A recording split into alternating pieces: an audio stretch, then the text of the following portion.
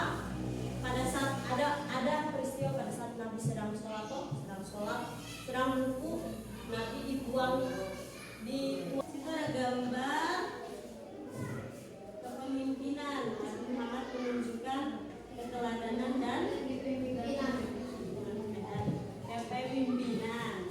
Kemudian reaksi masyarakat setelah penaklukan.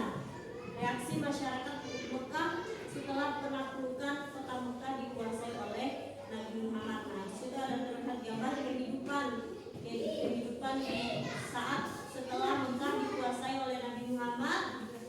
Masyarakat Mekah merespon dengan penuh harapan dan damai. Karena sebelum terjadi Fathu Mekah banyak peperangan, banyak orang yang berperang, banyak orang yang terjadi pertumpahan darah. Nah, di saat kemenangan Mekah dikuasai oleh Nabi Muhammad, mereka merespon dengan penuh harapan dan damai. Responnya bagus, walaupun orang-orang di kaum Quraisy itu belum masuk Islam.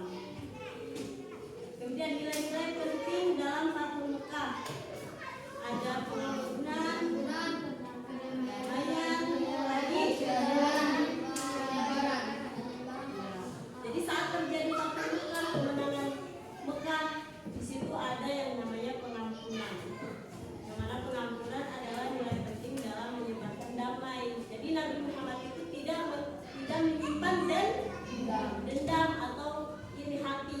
Ketika sebelum Fathu Mekah Nabi Muhammad dimusuhi, dijadikan bahan ejekan, dikatai orang gila, dikatai orang yang mengada-ngada, dikatai orang yang bisu, orang yang jelek, dihina, dibuangkan kotoran, disiramkan kotoran, tapi Nabi Muhammad tidak membalas. Nabi Muhammad memberikan pengampunan terhadap mereka, walaupun mereka masih kafir, tidak dimusuhi oleh Nabi Muhammad. Kemudian terjadi perdamaian. Karena sebelum Fathu Mekah jarang sekali ada yang namanya damai. Selalu ada peperangan. Setiap saat tidurnya tidak nyenyak seperti sekarang. Kalau sekarang tidur siang, bangun sore, tidak ada orang yang tiba-tiba buang bom kayak misalnya sekarang di Palestina. Kalau di Palestina orang lagi tidur tiba-tiba rumah-rumah di sebelahnya ternyata dihantam dengan bomnya Israel. Nah, seperti itu modelnya dulu di zamannya sebelum kota Mekah dikuasai oleh Nabi Muhammad. Waktu masih dikuasai oleh orang kafir. Kemudian ada terjadinya keadilan. Kalau zaman sebelum Fathu Mekah itu keadilan tidak terlalu ditegakkan. Ada orang kaya yang selalu dijunjung tinggi, orang miskin yang selalu dijadikan budak, orang miskin yang selalu disuruh-suruh. Kalau pada saat Fathu Mekah itu semua dilakukan dengan keadilan. Kemudian penyebaran Islam.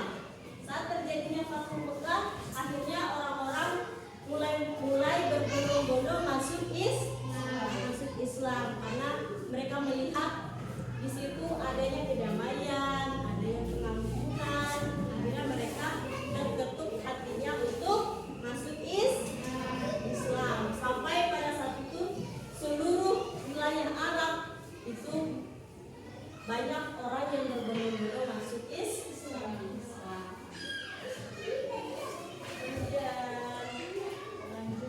Lanjut dengan kronologi Haji Wada, yaitu tahun 10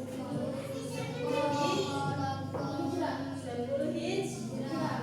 Hijrah apa Hijriah? Hijriah.